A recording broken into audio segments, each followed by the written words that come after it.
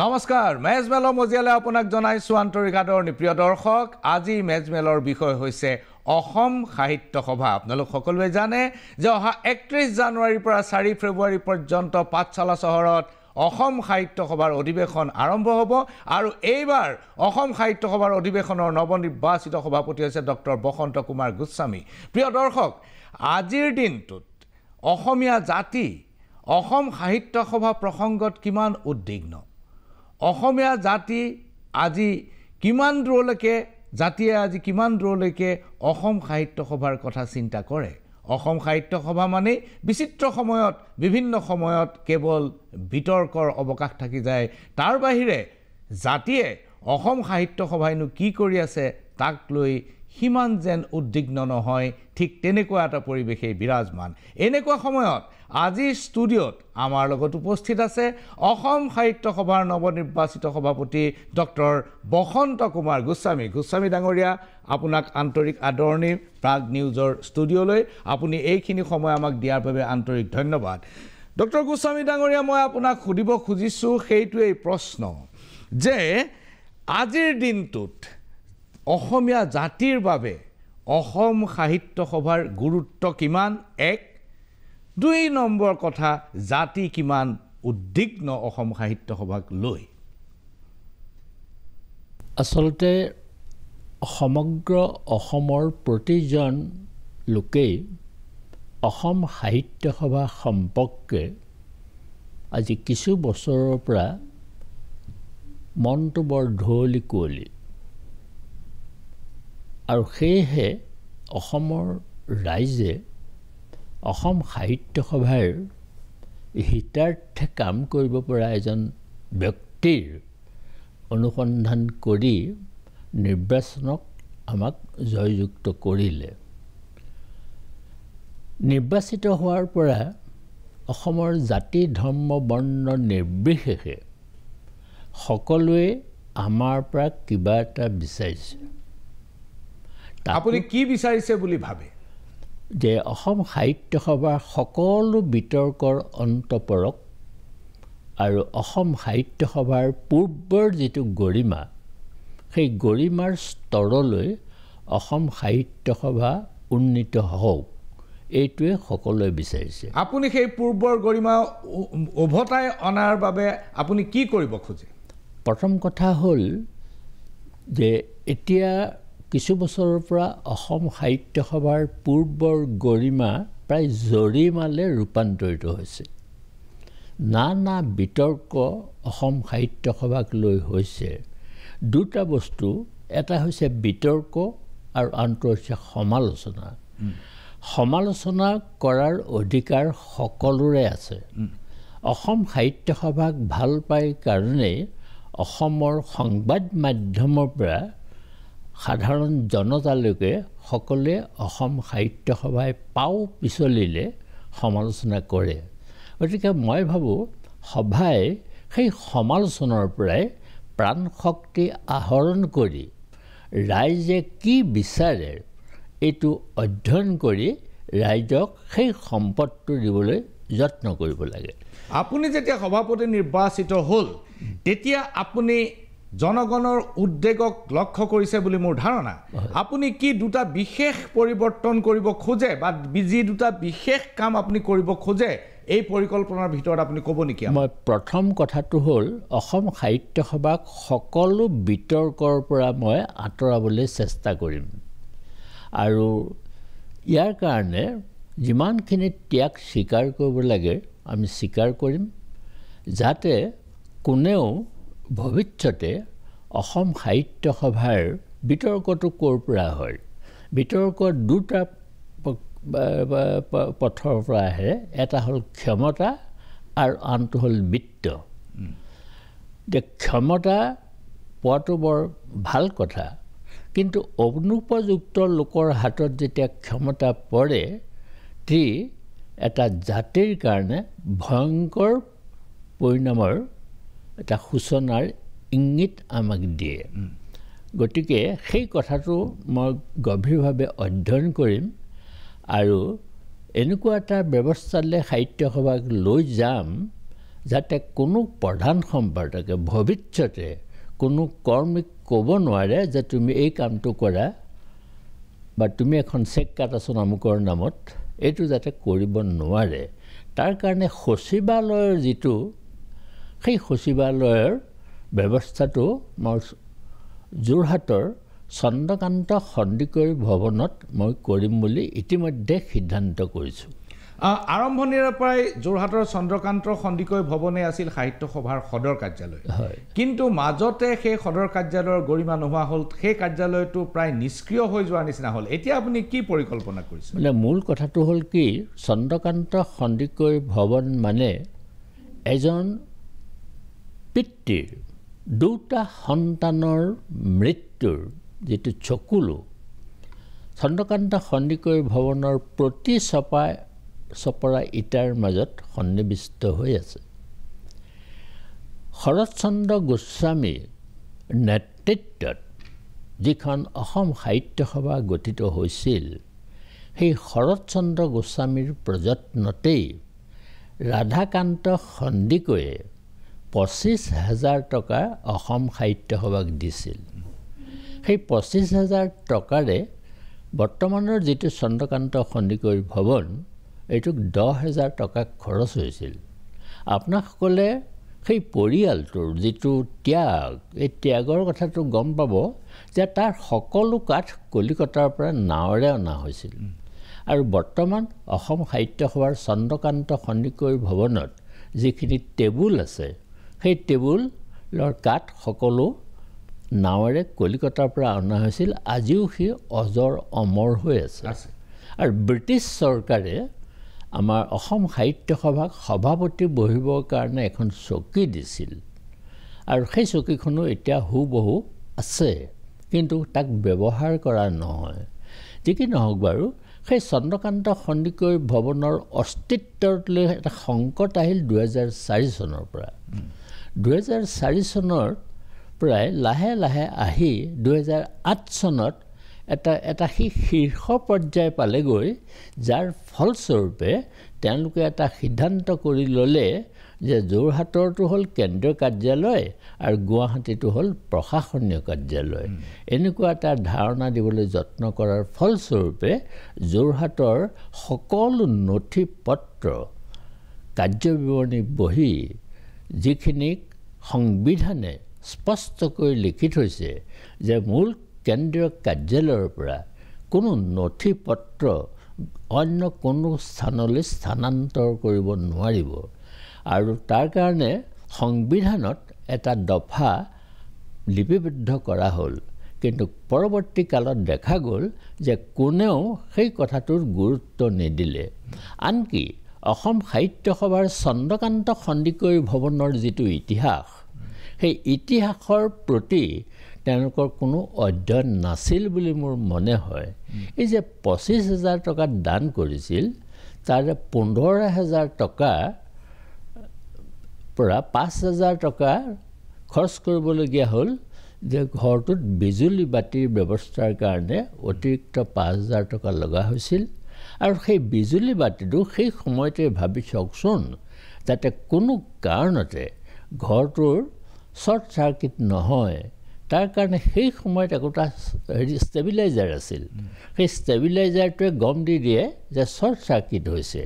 সেইটো তেওঁ অসম সাহিত্য সভাত লগাই দিছিল। আৰু এণ্টি থাণ্ডাৰ বল যিটো, সেইটো আমাৰ ঘৰৰ ওপৰত ত্ৰিশূল পাতৰ নিচিনা যে সেইটো তাতো লগাই দিছিল। আপোনালোকে জানেনে যে সেই 15,000 টকা যিটো খৰচ হৈছিল ইলেক্ট্ৰিফিকেশ্যনৰ সৈতে, তাৰ 10,000 টকা থাকি গ'ল নহয়। সেই 10,000 টকা আপুনি শুনি আচৰিত হ'ব, আজিও অসম সাহিত্য সভাৰ ফিক্সড ডিপজিট হিচাপে আছে। সেইটো কোন চনৰ কথা আছিল ৰাধাকান্ত? এইটো 2026 চনৰ কথা। 1926 চনৰ 1926 চনৰ 1926 চনৰ সাহিত্য সভাৰ জন্মৰ 9 বছৰৰ পিছতেই এইখিনি টকা দান কৰা হৈছিল। আৰু 1926 চনৰ পৰা আজি 2024, 98 বছৰ হৈ গ'ল। 2 বছৰ পূৰ্ণ হ'লে এইটো 100 বছৰ হ'ব। সম্ভৱতঃ পৃথিৱীত এইটোৱে হ'ব আটাইতকৈ পুৰণি ফিক্সড ডিপজিট। 100 বছৰ পুৰণি পৃথিৱীত হয়তো ক'তো আজিৰ দিনটোত নাই গোস্বামী ডাঙৰীয়া এইটো এটা গুৰুত্বপূৰ্ণ আপুনি তথ্য দিলে যে সেই 10,000 টকা আজিও ফিক্স ডিপজিট হৈ আছে আৰু আপুনি ইচ্ছা কৰিছে যে কেন্দ্ৰীয় প্ৰশাসনিক সকলো কাম কাজ এতিয়াৰে পৰা যোৰহাটৰ পৰা পৰিচালিত কৰাত আপুনি আগভাগ ল'ব কিন্তু এই কামটোত আপুনি ঐকমত্য সৃষ্টি কৰিব পাৰিবনে কনসেনসাস বুলি যেটো কোৱা হয় এটো আপুনি কৰিব পাৰিবনে কৰিব পৰা যাব কাৰণ আমাৰ সংবিধানতো এটা কথা আছে যে প্ৰধান সম্পাদক য'ৰ পৰা নিৰ্বাচিত হয়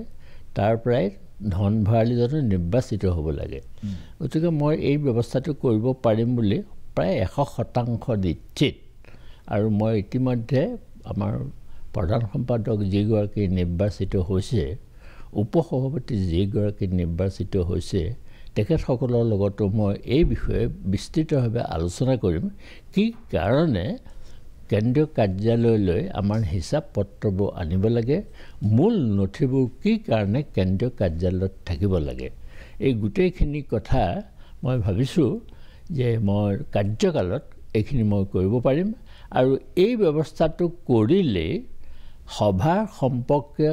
অৰ্থনৈতিকভাৱে যিবিলাক বিতৰ্ক আহে মই ভাবোঁ এই বিতৰ্কৰ তাত এটা দিশ অৱসান হ'ব গোস্বামী ডাঙৰীয়া আপুনি গুৰুত্বপূৰ্ণ এটা অংশ ইতিমধ্যে সমাপ্ত কৰিছে যে বিত্তীয় অনিয়ম যিবোৰ অভিযোগ আছে সেইবোৰৰ পৰা সাহিত্য সভাক মুক্ত কৰাৰ এইটো এটা প্ৰাথমিক ব্যৱস্থা মই জানিব বিচাৰিছোঁ যে আপুনি আৰু এটা কথা কৈছে যে ক্ষমতা কেন্দ্ৰিক এটা বিতৰ্ক হয় কথাটো যে যেতিয়াই সভাপতি নিৰ্বাচনৰ সময় আহে তেতিয়াই সাহিত্য সভা এটা বিতৰ্কত সোমাই পৰে এতিয়া কথাটো হ'ল এই বিতৰ্কবোৰ আৰম্ভ হৈছে সেই সময়ৰ পৰা যি সময়ৰ পৰা সাহিত্য সভাৰ সদস্যসকলে ভোটৰ জৰিয়তে সভাপতি নিৰ্বাচন কৰাৰ প্ৰক্ৰিয়াটো আৰম্ভ হ'ল আৰু মোৰ যিমান দূৰ মনত পৰে সন্মানীয় প্ৰয়াত হোমেন বৰগোহাঁই ডাঙৰীয়া যেতিয়া সভাপতি আছিল সেই অধিৱেশনৰ পিছৰে পৰাই এই প্ৰক্ৰিয়াটো আৰম্ভ হ'ল আৰু মই যেতিয়া প্ৰয়াত হোমেন বৰগোহাঁই ডাঙৰীয়াক সুধিছিলোঁ যে আপুনি এই সদস্যৰ ভোটৰ দ্বাৰা সভাপতি নিৰ্বাচন প্ৰক্ৰিয়াটো কিয় কৰিলে এই কথাটোৱে সভাৰ বৰ ডাঙৰ অন্যায় কৰি থৈ গ'ল তেতিয়া বৰগোহাঁই ডাঙৰীয়াই মোক কৈছিল যে মই কি ধৰণৰ হেঁচাৰ সন্মুখীন হৈছিলোঁ সেই কথাটো তুমি বুজিব নোৱাৰিবা গোস্বামী ডাঙৰীয়া মই আপোনাক সুধিব খুজিছোঁ যে সাহিত্য সভাৰ এই ভোটৰ জৰিয়তে সভাপতি হোৱা প্ৰক্ৰিয়াটো আপুনি সমৰ্থন কৰেনে যদিও আপুনি একেটা প্ৰক্ৰিয়া সভাপতি হৈ আহিছে মানে কথাটো এনেকুৱা কোনো লোকেই মোক ভোট দিব এই বুলি ভোটাৰক ক'ব নোৱাৰে বিশেষকৈ সভাপতিৰ নিৰ্বাচনৰ ক্ষেত্ৰত এইটো এটা বৰ মানে অতি গুৰুত্বপূৰ্ণ কথা আৰু মানসিকভাৱেও অলপমান দ্বিধাগ্ৰস্ত হ'বলগীয়া হয় গতিকে মই ভাবোঁ যে ডক্টৰ নগেন শইকীয়া যেতিয়া সভাপতি আছিল হাওৰা ঘাট অধিৱেশনত তেতিয়াই এইটো উচ্চ ক্ষমতা সম্পন্ন সমিতি এখন কৰিছিল আৰু সেই উচ্চ ক্ষমতা সম্পন্ন সমিতিখনে 3জন মানুহৰ নাম এখন পেনেলত আনিছিল উচ্চ ক্ষমতা সম্পন্ন সমিতিৰ যিসকল লোক আছিল সেই সকলো অতি মানে মৰ্যাদা সম্পন্ন প্ৰতিষ্ঠিত সাহিত্যিক অসমৰ সকলো ৰাইজে চিনি পোৱা লোকেৰে সেই ক্ষমতাখন গঠিত হৈছিল আৰু তেতিয়া ইয়াত কোনো ধৰণৰ বাদানুবাদ হোৱা নাছিল উচ্চ ক্ষমতা সম্পন্ন সমিতিখন নথকা হ'লে আপোনাসকলে আজি চন্দ্ৰপ্ৰসাদ শইকীয়া বা হোমেন বৰগোহাঁইকো বা বীৰেন দত্তক আপুনি সভাপতি হিচাপে নাপালে আজি যিটো আমাৰ নিৰ্বাচনৰ পদ্ধতি সেই পদ্ধতিত যদি হোমেন বৰগোহাঁই সভাপতিৰ পেনেলত যদি নামটো থাকিলেহেঁতেন মই একেষাৰে ক'ব পাৰোঁ হোমেন বৰগোহাঁই হাৰিলেহেঁতেন আমানত বাজেয়াপ্ত পৰ্যায়লৈ গুচি গ'লহেঁতেন এনেকুৱা অৱস্থা গতিকে এই ভোটদানৰ প্ৰক্ৰিয়াটো যেতিয়া আমি প্ৰধান সম্পাদক হিচাপে মই যেতিয়া দায়িত্বত আছিলোঁ তেতিয়া লখিমপুৰত শেষৰ 2003 চনৰ যিখন অধিৱেশন সেইখন লখিমপুৰত হৈছিল সেইখনো এটা ডাঙৰ সমস্যাৰ মাজেদি হৈছিল এফালে ৰাজনীতি আৰু এফালে জনসাধাৰণ মই ভগৱানৰ ইচ্ছাত মই ৰাইজৰ পক্ষত থাকিলোঁ কাৰণেই অধিৱেশনখন হ'ল নহ'লে লখিমপুৰত অধিৱেশন হোৱাৰ সম্ভাৱনাটো কিন্তু বৰ হয় হে দুভাগ হৈ গৈছিল দুটা বেলেগ বেলেগ ঠাইত বৰ লাইখুটা স্থাপন কৰা হৈছিল সেই কথাবোৰ মানুহে পাহৰি যোৱা নাই ডক্টৰ গোস্বামী ডাঙৰীয়া এইখিনিতে লৈছো ক্ষণিক সময়ৰ বাণিজ্যিক বিৰতি আপোনাৰ লগত আলাপ থাকিব অব্যাহত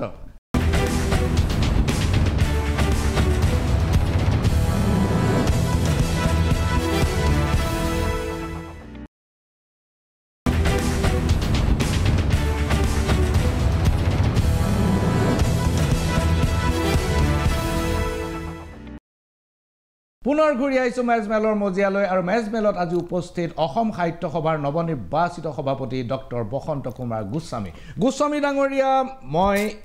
এটা কথা আপোনাৰ পৰা জানিবলৈ বিচাৰিম সেইটো হৈছে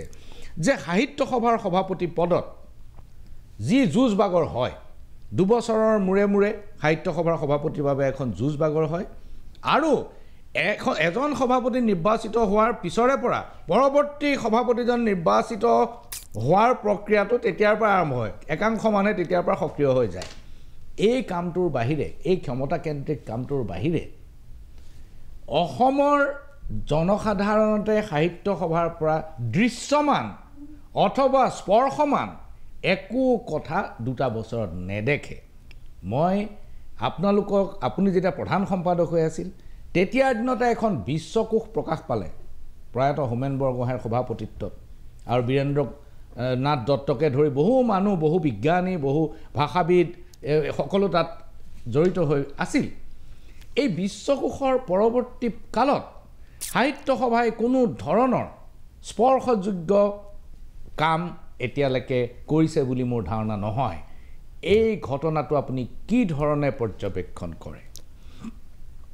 অসম সাহিত্য সভাৰ বিশ্বকোষৰ যিটো প্ৰকল্প সেইটোত সমগ্ৰ অসমৰ মানুহ জড়িত হৈ পৰিছিল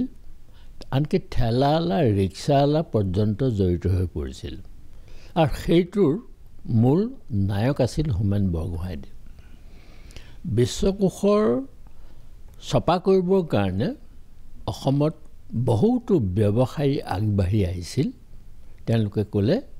যে আমি গোটেই টকাটো বহন কৰিম আমিয়ে বিশ্বকোষৰ দাতা হিচাপে থাকি যাম তেতিয়া হোমেন বৰগোহাঁয়ে একে আষাৰ সেইটো নাকচ কৰি ক'লে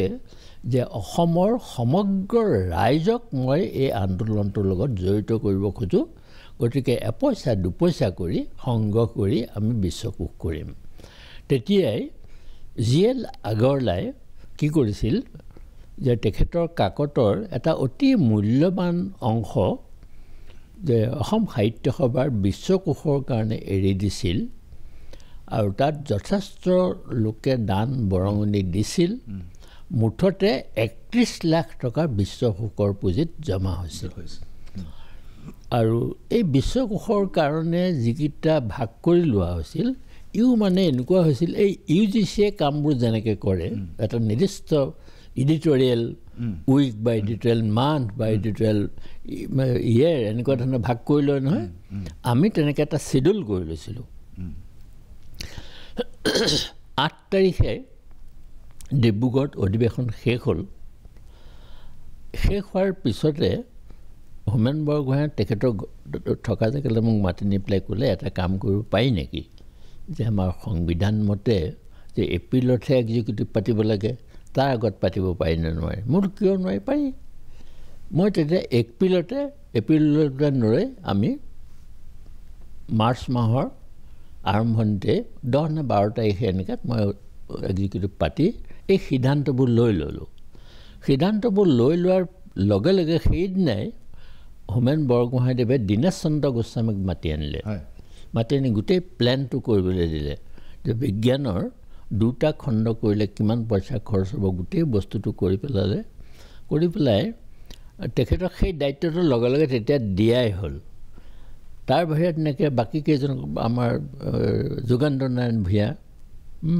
ডক্টৰ বীৰেন্দ্ৰনাথ দত্ত এইসকল উঠি পৰি লাগিল আৰু আমাৰ ডক্টৰ ৰাজেন শইকীয়া হিষ্ট্ৰী গোটেই মানুহখিনি মানে দিন ৰাত খাওন শোৱন নাই প্ৰত্যেকৰে আৰু সেই সময়ত এনেকুৱা হৈছিল যে বিশ্বকোষৰ লেখক যে অসমত নাই এইটো নানা বাদানুবাদ হৈছিল এজন মানুহে এইটো কৈছিল যে বিশ্বকোষৰ কাৰণে অসমত লেখক ক'ত ওলাব আৰু সেই সকলোখিনি নচ্ছাত কৰি পেলাই আমাৰ যিটো গ্ৰুপ আছিল দল আছিল বিশেষকৈ মই আৰু প্ৰধান সহকাৰী সম্পাদক যিজন জয়ন্ত তালুকদাৰ তেওঁৰ নাম আমি এই দুজনে মূল গুৱাহাটীটো ধৰি ৰাখিছিলোঁ আৰু বাকীসকলে বিদ্যায়তনিক কাম কাজবিলাক হৈছিল আৰু সেই যে তেখেতসকলক দায়িত্ব দিয়া হ'ল দায়িত্ব দিয়াৰ পৰা আমি তেখেতসকলক যিটো মাননি দিব লাগে গ্ৰুপটোক যিটো মাননি দিব লাগে সেই মাননিটো আমি তেখেতসকলক একেবাৰে অকণ ব্যতিক্ৰম নোহোৱাকৈ দি আছিলোঁ তাতে গোস্বামী ডাঙৰীয়া মই এই কথাটো ক'ব খুজিছোঁ যে বিশ্বকোষ আছিল এটা সাৰ্বজনীন আন্দোলন আৰু অসমীয়া মানুহৰ বহু সংখ্যক লোক ইয়াত জড়িত হৈছিল বহুতে দান বৰঙণি দিছিল আৰু বিশ্বকোষ প্ৰকাশ পোৱাটো সকলোৱে বিচাৰিছিল আৰু সেইমতে প্ৰকাশ পালে কিন্তু বিশ্বকোষ আন্দোলনৰো আজি 20 বছৰ পাৰ হৈ গ'ল এই 20টা বছৰত কিন্তু সাহিত্য সভাই বৰ বিশেষ গুৰুত্বপূৰ্ণ কিবা কাম কৰিছে বুলি আপুনি ভাবেনে এই সভাপতি নিৰ্বাচনৰ পিছত এই 2টা বছৰ মানুহে একো কাম কাজ গম নাপায় সাহিত্য সভাই কি কৰি আছে কোনে এইটো কোনেও গম নাপায় সাহিত্য সভাই কোনো মানে অতি গুৰুত্বপূৰ্ণ বুলি বিবেচিত কোনো কাম এই সময়ছোৱাত নহ'ল আনকি আমি 2003 চনতে শতবাৰ্ষিকীৰ কথা ভাবিছিলোঁ অসম সাহিত্য সভাৰ আমি 17টা বিষয় লৈ পেলাই বিশ্বকোষৰ আঁচনি কৰিছিলোঁ যে 2017 বৰ্ষত মানে বিশ্বকোষৰ যিটো আঁচনি সেইখন শেষ হ'ব কিন্তু নহ'ল বহুত বিষয় থাকি গ'ল আৰু তাতকৈ দুখৰ কথা আমাৰ দিনত পইচাৰ অভাৱ আছিল আমি যেতিয়া আৰম্ভ কৰিছিলোঁ শূন্যৰে আৰম্ভ কৰিছিলোঁ কিন্তু মোৰ পৰৱৰ্তী যিজন প্ৰধান সম্পাদক হৈছিল তেওঁৰ হাতত মই 31 লাখ টকা তুলি দি থৈ আহিছিলোঁ সেই 31 লাখ টকা পায়ো কিন্তু বিশ্বকোষৰ পিছৰখিনি কাম কৰিব নোৱাৰিলে সম্পূৰ্ণ গোস্বামী ডাঙৰীয়া মই আৰু এটা কথা সুধিব খুজিছিলোঁ সেইটো হ'ল যে সভাৰ আমি যিমান দূৰ জানো তাত এটা জাতীয় ন্যাস আছে 1 কোটি টকাৰ হয় তাত 1 কোটি টকা আছেনে নাই মই নাজানো কিন্তু 1 কোটি টকা সংগ্ৰহৰ লক্ষ্য আছিল হয় আপুনি জানেনে সেই জাতীয় ন্যাসটোৰ অৱস্থাটো কি হৈ আছে এতিয়া ভাল হৈ আছে তাত এটা ৱাটাৰ টাইটো ধ্ৰুৱজ্যোতি বৰাদেৱে কৈ থৈ গ'ল যে জাতীয় ন্যাসৰ ইণ্টাৰেষ্টটোহে খৰচ কৰিব পাৰিব মূলত হাত দিব নোৱাৰিব মূলত হাত দিবলৈ ধাৰ ল'বলৈ হ'লে 25জন আজীৱন সভ্যই ৰিকুৱেশ্যন দিব লাগিব সহি কৰি অসমৰ বিভিন্ন প্ৰান্ত একে ঠাইৰে সম্ভৱ নহয় এইটো সম্ভৱ নহয় যিটো কাৰ্যত সম্ভৱ নহয় এতিয়া আমাৰ প্ৰায় 6-7 লাখ টকা 6-7 লাখ টকা 5 কোটি 6 কোটি টকা আমাৰ এতিয়া জমা হ'ল সেই ফাণ্ডটোত আচ্ছা তাৰমানে জাতীয় পুঁজিৰ পৰিমাণ এতিয়া 5 কোটি মান হ'ল 5 কোটি মান হৈ গ'ল এইটো এটা খুব ভাল খবৰ আৰু সেইটো বোধ কৰোঁ ইণ্টাৰেষ্টৰ পইচাই হয়তো 4 কোটি মান হৈ গৈছে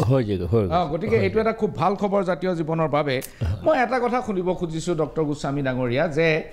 জাতীয় জীৱনৰ যিবোৰ আটাইতকৈ গুৰুত্বপূৰ্ণ সন্ধিক্ষণ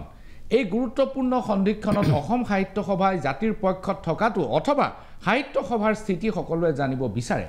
অসমৰ যেতিয়া বিদেশী নাগৰিকৰ আন্দোলন আছিল তেতিয়া সেই আন্দোলনকালীন অৱস্থাত অসম সাহিত্য সভা আন্দোলনৰ অংশীদাৰ আছিল অসম গণসংগ্ৰাম পৰিষদৰ অসম সাহিত্য সভা অংশীদাৰ আছিল আনকি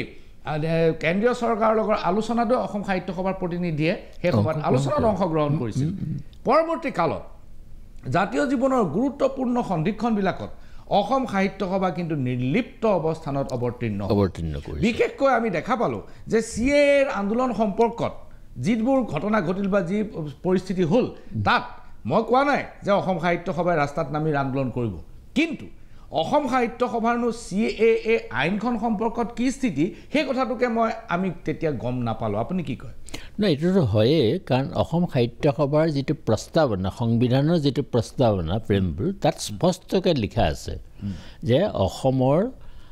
জাতি ধৰ্ম বৰ্ণ নিৰ্বিশেষে সকলোৰে সুৰক্ষা অসমৰ বিবিধ সমস্যাত সভাই গুৰুত্বপূৰ্ণ ভূমিকা লোৱা এইটো বিভিন্ন ধৰণৰ তাত প্ৰস্তাৱনাত আছে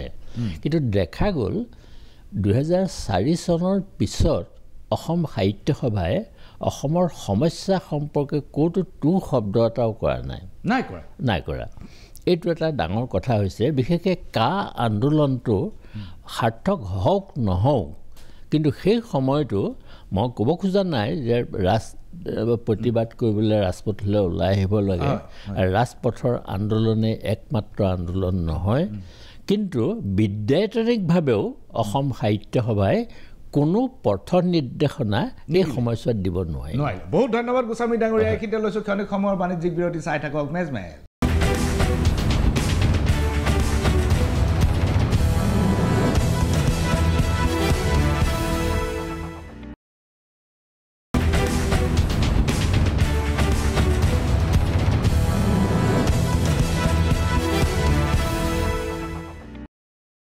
পুনৰ ঘূৰি আহিছোঁ মেজমেলৰ মজিয়ালৈ আৰু মেজমেলত আজি উপস্থিত অসম সাহিত্য সভাৰ নৱনিৰ্বাচিত সভাপতি ডক্টৰ বসন্ত কুমাৰ গোস্বামী ডাঙৰীয়া। গোস্বামী ডাঙৰীয়া, মই এইবাৰ মোৰ বিৰতিৰ পূৰ্বৰ প্ৰশ্নটোৰ জেৰ টানি আন এটা প্ৰশ্ন সুধিব খুজিছোঁ। সেইটো হৈছে মুখ্যমন্ত্ৰী ডক্টৰ হিমন্ত বিশ্ব শৰ্মাই অলপতে ঘোষণা কৰিছে যে অহাবাৰ বাজেট অধিৱেশনত, এপ্ৰিলত যি বাজেট অধিৱেশন হ'ব, সেই বাজেট অধিৱেশনত অসম চুক্তিৰ 6 নম্বৰ দফাৰ বহুখিনি কাৰ্যকৰীকৰণ আপোনালোকে দেখিবলৈ পাব। এইটো নৱবৰ্ষৰ দিনা আৰু তাৰ পূৰ্বেও তেখেতে ঘোষণা কৰিছে। এতিয়া অসম চুক্তিৰ 6 নম্বৰ দফাটো হৈছে আমাৰ জাতীয় জীৱনৰ লগত জড়িত আৰু অসমীয়া খিলঞ্জীয়া মানুহৰ সুৰক্ষাৰ প্ৰশ্ন জড়িত। এই প্ৰসংগত জনগোষ্ঠীসকলৰ লগত চৰকাৰে এতিয়া আলোচনা কৰা নাই, কিন্তু অসম সাহিত্য সভা নিশ্চয়কৈ এই অসম চুক্তিৰ 6 নম্বৰ দফাৰ কাৰ্যকৰীকৰণত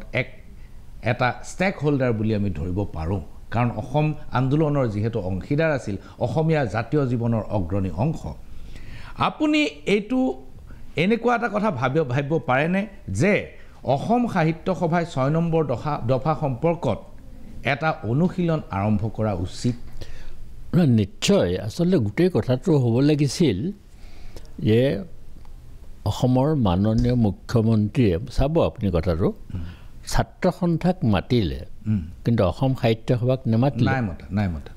গতিকে তাতে এটা কথা মন কৰিব যে সাহিত্য সভাৰ যিটো প্ৰাসংগিকতা প্ৰায় নাইকিয়া নিচিনা হৈ আহিছে। কাৰণ অসম সাহিত্য সভাই এইটো কথা ভাবে, মই হ'লে এইটো কথা ভাবিলোহেঁতেন যে 6 নম্বৰ চুক্তিৰ যিটো দফা, এইটো কেন্দ্ৰীয় চৰকাৰে প্ৰথমতে অনুমোদন জনাব লাগিব, নহয় বাৰু? তাৰ পিছতহে ৰাজ্য চৰকাৰে কাৰ্যকৰী কৰিব পাৰিব। গতিকে সেই কথাটো আমি ক'তো দেখা নাই যে কেন্দ্ৰীয় চৰকাৰে অনুমোদন কৰিলে জানো, নাই কৰা বস্তু। নকৰাকৈ অসম চৰকাৰে কেনেকৈ কৰিব কাৰ্যকৰী এখন? এইটো এটা কথা নহয় জানো?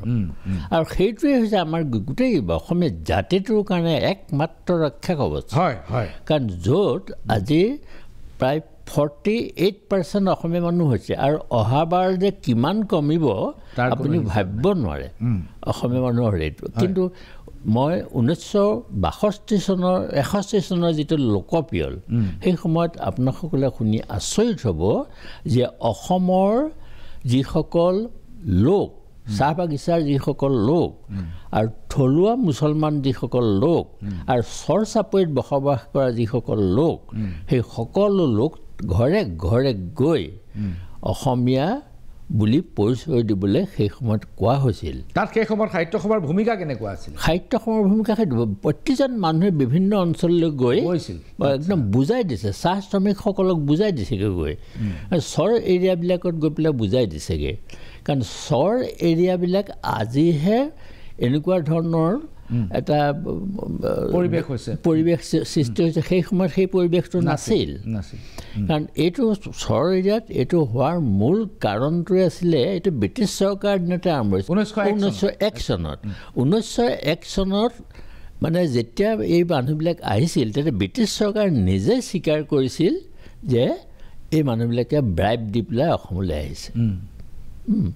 আৰু সেই 1% মুছলমান যেতিয়া আহিছিল, তেতিয়াই তেওঁলোকৰ ব্ৰিটিছ চৰকাৰ গা বাজিছিল, তেওঁলোকে এইটো কথা বুজাই দিছিল। কিন্তু তাৰ পৰৱৰ্তী কালছোৱাত এই প্ৰব্ৰজনৰ মূল কাৰণটো হ'ল কিন্তু দুৰ্নীতি বুলি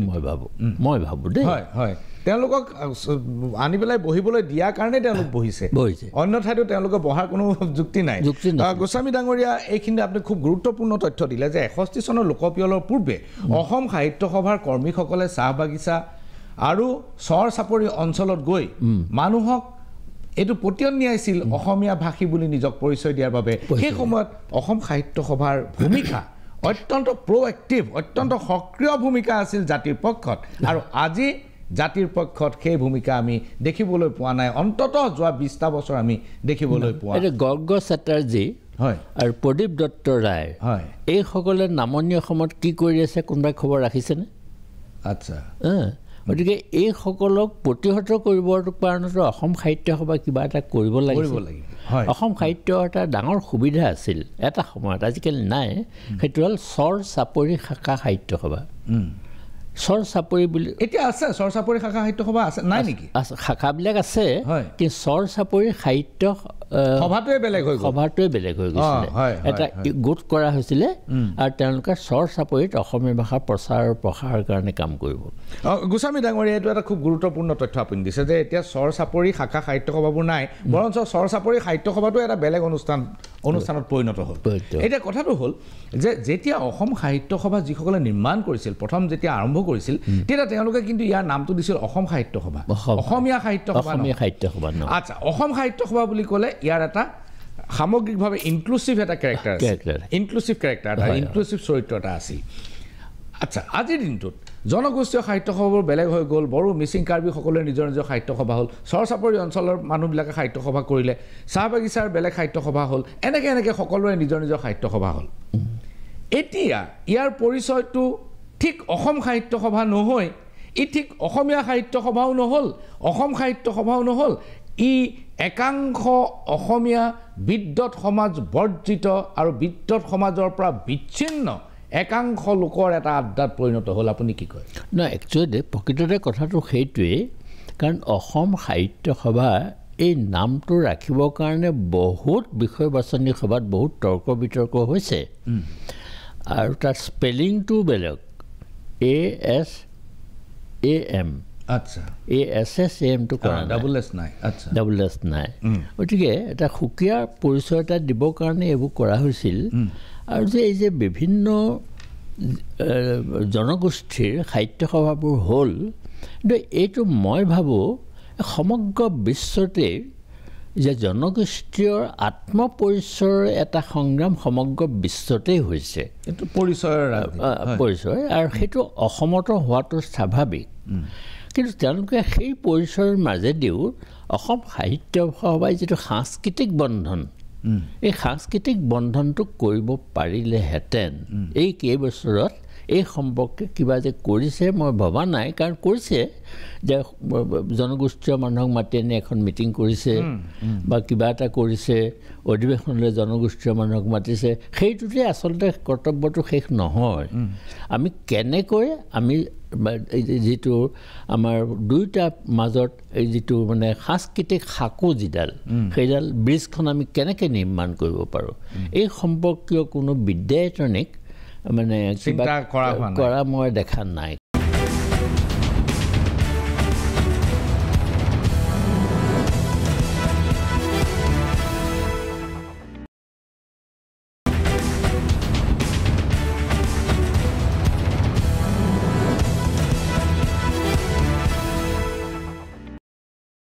গোস্বামী ডাঙৰীয়া এটা বিতৰ্কই আজিও অসমীয়া মানুহে এই কথাটো খেদ প্ৰকাশ কৰে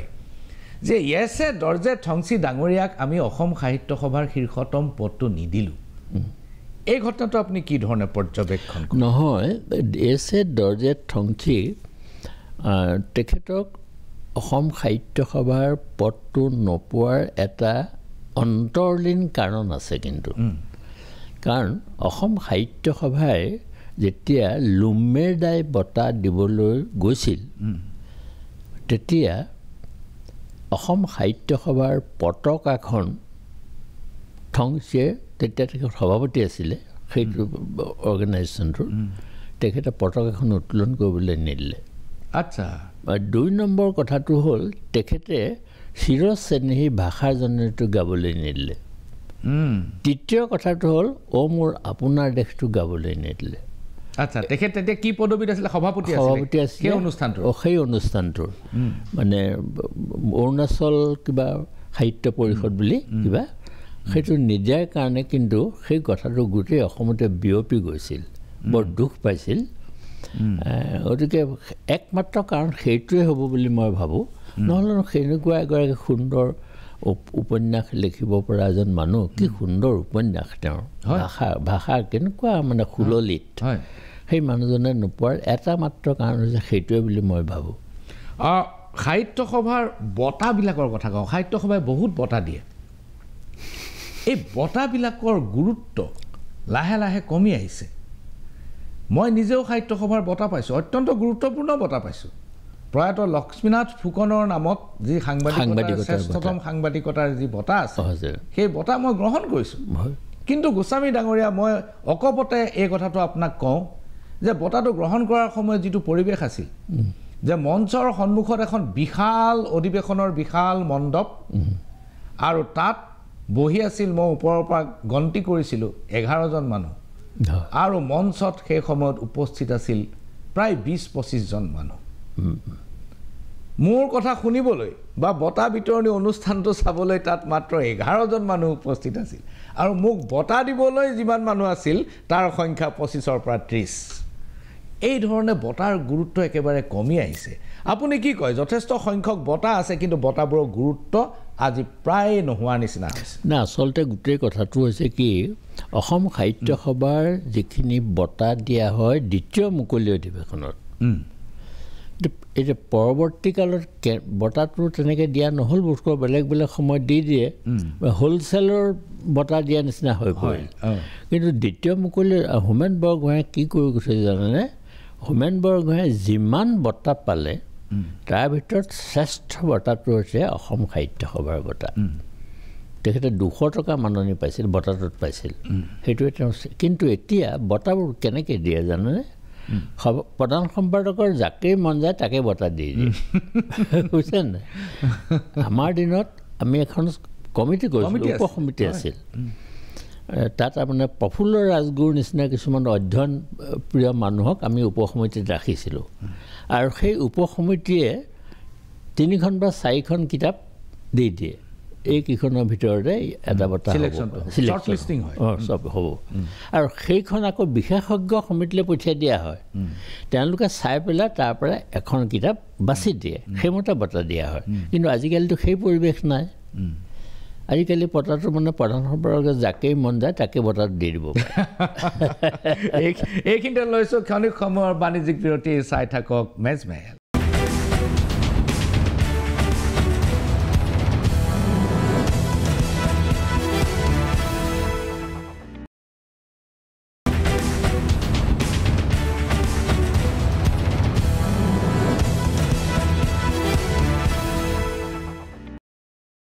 পুনৰ ঘূৰি আহিছোঁ মেজমেলৰ মজিয়ালৈ আৰু মেজমেলত আজি উপস্থিত অসম সাহিত্য সভাৰ নৱনিৰ্বাচিত সভাপতি ডক্টৰ বসন্ত কুমাৰ গোস্বামী গোস্বামী ডাঙৰীয়া মই আহিব খুজিছোঁ আন এটা ঘটনালৈ মোৰ মনত পৰিছে হোমেন বৰগোহাঁই ডাঙৰীয়া যেতিয়া সভাপতি আছিল তেখেতে হঠাতে সাহিত্য সভাৰ মঞ্চৰ পৰা হঠাৎ গুচি আহিব লগা হৈছিল লখিমপুৰৰ পৰা কি পৰিস্থিতিত স্বয়ং সভাপতিজনে সভা ত্যাগ কৰি আধাতে এৰি গুচি আহিব লগা হৈছিল এই কথাটো আপোনাৰ মনত পৰেনে পৰে মই নিজে আছিলোঁ তাত আপুনি আছিলে মই নিজে আছিলোঁ তাত মানে এই ধুবুৰী ফালৰ এজন সদস্যই যেতিয়া বক্তৃতা দিছিল তেওঁ নামনি অসমৰ ধুবুৰী অঞ্চলৰ ভাষাটোতে কথাটো কৈছিল অলপ ভগা ভগা অসমীয়া চক্ৰৱৰ্তী আছিল নেকি পাচুগোপাল চক্ৰৱৰ্তী হয় তেতিয়া কি হ'ল দুজন মানে চিঞৰিবলৈ ধৰিলে তেতিয়া হোমেন বৰগোহাঁইদেৱে খুব ধমকি দিলে এইটো কি আমাৰ অসমীয়া ভাষা নহয় নেকি এনেকৈ ধমকি দিলে তাৰপিছত আমাৰ যিখিনি বিশ্বকোষ ওলাইছিল সেই বিশ্বকোষখিনি হোমেন বৰগোহাঁই টেবুলতে সজাই থৈছিল যাতে প্ৰতিনিধিসকলে চাই নিশ্চয় বৰ আনন্দ পাব কিন্তু বৰ দুৰ্ভাগ্যৰ কথা যে এজন প্ৰতিনিধিয়েও এখন বিশ্বকোষৰ পাত লুটিয়াই নাচালে কাৰো আগ্ৰহেই নাই কিতাপৰ প্ৰতি কোনো আগ্ৰহ নাই তেখেতে বৰ দুখ পালে তাৰপিছতে আহিলে উচ্চ ক্ষমতা সম্পন্ন সমিতিখন বাতিল কৰিব লাগে যিখনে সভাপতি নিৰ্বাচন সভাপতি মনোনীত কৰে কোনো পধ্যে নহয় শেষত গৈ পেলাই এনেকুৱা এটা পৰিস্থিতিৰ সৃষ্টি হ'ল ৰাজনৈতিক নেতাৰ এখন অধিৱেশনৰ নিচিনা হৈ পৰিল মাৰপিটৰ নিচিনাকৈ উগ্ৰমূৰ্তি মানুহবোৰ ধৰি লৈলে আৰু শেষত গৈ এজন প্ৰতিনিধিয়ে হোমেন বৰগোহাঁইলৈ চোচা মাৰি আহিল আচ্ছা সেইটোৱেই তেওঁৰ জীৱনত ডাঙৰ আঘাত পালে আৰু বাক স্বাধীনতাক তেওঁ স্বীকৃতি দি পেলাই ভাবিলে যে মই আৰু ইয়াত থকাটো উচিত নহ'ব সেইকাৰণে পিছদিনাখনে তেওঁ লখিমপুৰৰ পৰা গুৱাহাটীলৈ ঘূৰি আহিলে এইটো এটা বৰ দুৰ্ভাগ্যজনক পৰিস্থিতি আছিল সাহিত্য সভাৰ মঞ্চত আপুনি এনে ধৰণৰ দুৰ্ভাগ্যজনক পৰিস্থিতি উদ্ভৱ নহবৰ বাবে আপুনি মানসিকভাৱে নিজকে কেনেকৈ প্ৰস্তুত কৰিছে মই মানসিকভাৱে নিজকে এনেকৈ প্ৰস্তুত কৰিছোঁ যে মই কিছুমান কাম কৰিম প্ৰতিনিধি সভা ধৰি লওক ছাবজেক্ট কমিটি যিখন বিষয় বাছনি সভা বা কাৰ্যনিৰ্বাহক সমিতিত মই কথাবিলাক এনেকৈ কৰিম চুটি প্ৰতিটো কথা লিখিতভাৱে দিব লাগিব দুশাৰী বা এশাৰীত সেই মানুহজনৰ উত্তৰটো দিয়াৰ পিছতহে বাকী এজনে কওঁ ইজনৰ ওপৰত সিজনে কথা ক'লে তেওঁক খেলিমেলি হ'ব গতিকে তাক আঁতৰাই দিয়া হ'ব এইটো অধিকাৰটো সভাপতিৰ আছে এইটো আমি সৰুতে শুনিছিলোঁ যে সাহিত্য সভাৰ বিষয় বাছনি সভাখনত ইমানেই উদ্ভণ্ডালি হয় যে ডক্টৰ নগেন শইকীয়াৰ বাহিৰে সেইখন কোনেও নিয়ন্ত্ৰণ কৰিব নোৱাৰে কথাটো সঁচা নেকি হয় কথাটো সঁচা মানে কি হয় আচলতে এটা অকণমান কৌশলো আছে কৌশলটো এনেকুৱা কোনোবা এজনে যেনিবা খুব কাৰাকৈ মোক ধৰিলে তেতিয়া মই কৰিব লাগিব কি থিয় হৈ পেলাই ক'ব লাগিব এই প্ৰতিনিধিগৰাকী এটা বৰ সুন্দৰ পৰামৰ্শ দিছে কিন্তু এই বুলি কৈ তেওঁকে তোষামোদ কৰি পেলাই শেষত গৈ পেলাই সেইটো নাকচ কৰিব লাগিব এনেকুৱা ধৰণৰ কৌশল আৰু এনেকুৱাও হৈছে হাঁহি উঠা কথা এইবোৰ যে কোনোবা এজনে কৈ তেতিয়া মানে অৱশ্যে প্ৰতিনিধি সভা বোলো সেই সময়ত বৰ মানে উপভোগ কৰিবলগীয়াও আছিল দেই কোনোবা এজন প্ৰতিনিধিয়ে নগেন শইকীয়াক ক'লেগৈ যেনিবা শইকীয়া আজি কিন্তু আপোনাক প্ৰতিনিধি সভাত মই সোধাই নেৰোঁ এইবুলি নানা ধৰণৰ কথা কৈ আহি পেলাই প্ৰশ্ন এটা সোধে অতি ক্ৰিটিকেল কিবা প্ৰশ্ন এটা সোধে যেতিয়া তেখেতৰ প্ৰশ্নটো উত্থাপন কৰিবলৈ হ'লে মানুহজন নাই গুচি যায়গৈ মানে আৰু এইটো সোধে গুচি গ'ল এনেকুৱা ধৰণৰ প্ৰতিনিধি সভাবিলাক বৰ আমোদজনকো আছিল দেই তেতিয়া আজিকালিৰ নিচিনা উদণ্ড ৰূপ এটা তেতিয়া ধৰা নাছিলে মই পুনৰ সুধিছোঁ জাতীয় জীৱন যদিও আজিৰ দিনটোত অসম সাহিত্য সভা প্ৰসংগত সিমান উদ্বিগ্ন নহয় সাহিত্য সভাই কি কৰি আছে তাক লৈ জাতীয় জীৱন ইমান বেছি কনচাৰ্ণ যিটো থাকিব লাগে উদ্বেগ যিটো থাকিব লাগে সেইটো নাই জাতীয় জীৱনলৈ সাহিত্য সভাক পুনৰ ঘূৰাই নিয়াৰ বাবে আৰু বিদ্যুৎ সমাজৰ পৰা এই বিচ্ছিন্নতাটো নাইকিয়া কৰাৰ বাবে আপুনি কি কৰিব খোজে মই প্ৰথম কাৰ্যসূচীটোৱে ল'ম বুলি ভাবিছোঁ আমাৰ যিখন আপোনাৰ কাৰ্যনিৰ্বাহক সমিতি হ'ব তাত আমি কিছু পৰিমাণে পৰিৱৰ্তন কৰিম প্ৰথম কথাটো হ'ল আমি তিনিজন বিদ্যুৎ সমাজৰ প্ৰতিষ্ঠিত লেখক লেখিকাক আমি তালৈ নিমন্ত্ৰণ কৰিম কাৰ্যনিৰ্বাহক সমিতিৰ সদস্য কৰি ল'ম আৰু আটাইতকৈ গুৰুত্বপূৰ্ণ কথা হ'ল আমাৰ বহুত নতুন ল'ৰা ছোৱালীয়ে বহুত ভাল ভাল কাম কৰি আছে বহুত লেখক লেখিকা আছে আৰু সেইসকলৰ মাজৰ পৰা আমি তিনিজন নতুন প্ৰজন্মৰ প্ৰতিনিধিক আমি তাত স্থান দিম আচ্ছা আৰু তাৰ উপৰিও আমি এটা কথা ভাবিছোঁ যে সাহিত্য সভাৰ শাখা যিবিলাক আছে সেই শাখাবিলাকত মানে ওচৰে পাজৰে নিশ্চয় সৰু সৰু ল'ৰা ছোৱালীয়ে লেখা পঢ়া কৰিছে ক'ৰবাত যদি কোনোবা এজন ল'ৰাই কোনোবা এখন স্মৃতিগ্ৰন্থৰো কিবা এটা লিখিছে শাখাবিলাকক আমি নিৰ্দেশ দিম তেওঁলোকৰ ওচৰে পাজৰে থকা যিখিনি লেখক যি মাত্ৰ কলম হাতত লৈছে সেইসকলক আপোনাসকলে আনি পেলাই তেওঁলোকৰ লগত আলোচনা কৰক তেওঁলোকক ভাষা চৰ্চা সাহিত্য চৰ্চা কৰিবৰ কাৰণে এটা সুযোগ দিয়ক বা বৰঞ্চ এনেকুৱাও কৰিব পাৰি যে একোটা একোটা শাখাৰ অঞ্চলত দুই এজন অৱসৰপ্ৰাপ্ত শিক্ষক শিক্ষয়িত্ৰী থাকিব পাৰে সেই সকলকো লৈ পেলাই ভাষা চৰ্চাৰ এটা পৰিৱেশ যাতে সৃষ্টি কৰে সেই অঞ্চলবিলাকত প্ৰতিখন শাখাই কৰ বুলিয়ে কৰিব পাৰে কাৰণ ৫,০০০ মানে মানুহ থকা জনসংখ্যা থকা অঞ্চলৰ এখন শাখা হয় গতিকে সেই অঞ্চলৰ মানুহবিলাকক যদি শাখাবিলাকে একত্ৰিত নকৰে অকল শাখাবিলাক যদি অকল ভোট দিবলৈহে থাকে তেতিয়াহ'লেতো নহ'ব গতিকে তেওঁলোকক আমি প্ৰয়োজন হ'লে আমি তেওঁলোকৰ ওপৰত এটা অনুশাসনমূলক ব্যৱস্থা আমি ল'বলৈ বাধ্য হ'ম কাৰণ কি যে শাখাৰ জিলা সক্ৰিয় হৈ সংশ্লিষ্ট অঞ্চলবিলাকত এক্টিভিটিজ থাকিব লাগিব কাৰণ থিয়েটাৰ ছিষ্টেমটো সেইকাৰণেই কৰা হৈছিলে যে সাহিত্য সভা জনসাধাৰণৰ মাজলৈ যাব লাগিব অকল জনসাধাৰণৰ মাজত গৈ পেলাই মাহেকৰ মূৰত ছমাহৰ মূৰত এখন মিটিং পাতি এটা অনুষ্ঠানক সজীৱ কৰি ৰাখিব নোৱাৰে 61 চনত লোকপিয়লত সাহিত্য সভাৰ যিটো ভূমিকা আছিল সেই ভূমিকাটো আজিও সাহিত্য সভাই পালন কৰিব পাৰেনে নিশ্চয় পাৰে কেনেকৈ আমি এটা কাম কৰিম লোকপিয়লতে 21 চনত হ'ব নহ'ল এতিয়া পৰৱৰ্তী পৰ্যায়ত হ'ব আৰু আপোনাৰ কাৰ্যকালতেই হ'ব কিন্তু এইটো আমি এটা কাম কৰিম আমি নিজে চৰ চাপৰি অঞ্চললৈ যাম চাহ বাগিচাবিলাকলৈ যাম জনগোষ্ঠীয় অঞ্চললৈ যাম উজনি অসমটো ভাল হৈ আছে কাৰণ উজনি অসমৰ যিবিলাক চৰ অঞ্চল সেই চৰ অঞ্চলটোত মানে মিচিং লোকসকলে বসবাস কৰি আছে সেইকাৰণে তাত অন্য বাহিৰৰ মানুহ গৈ পেলাই থাকিবগৈ পৰা নাই এইটো আৰু আমাৰ কাৰণে বৰ যোগাত্মক দিশ গতিকে আমি নামনি অসমত বহুত মানুহ আছে যি অসমীয়া কৈ ভাল পায় অসমীয়া মাধ্যমত পঢ়ে আৰু সুন্দৰ অসমীয়া লিখে আপুনি মন কৰিছেনে আমাৰ নামনি অসমৰ পৰা অহা বহুতো ডেকাই এতিয়া ভাল লিখা পঢ়া কৰি আছে সেই চৰ অঞ্চলৰ পৰা অহা ডেকা ল'ৰাই গতিকে সেই পৰিৱেশটো যাতে নামনি অসমত হয় তাৰ কাৰণে আমি প্ৰথম পৰ্যায়তে আঁচনি ল'ম বুলি ঠিক কৰি থৈছোঁ আৰু মই ভাবিছোঁ আমি তাত কৃতকাৰ্য হ'ব পাৰিম বহুত ধন্যবাদ ডক্টৰ গোস্বামী ডাঙৰীয়া আপোনাৰ এই কাৰ্যকাল অসমৰ সাহিত্য সভাৰ বাবে অসমৰ জাতীয় জীৱনৰ বাবে এক নতুন অধ্যায় এক স্বৰ্ণমণ্ডিত অধ্যায়ত পৰিণত হওক সেই আশাৰে মেজমেল ইমানতে সামৰিছোঁ নমস্কাৰ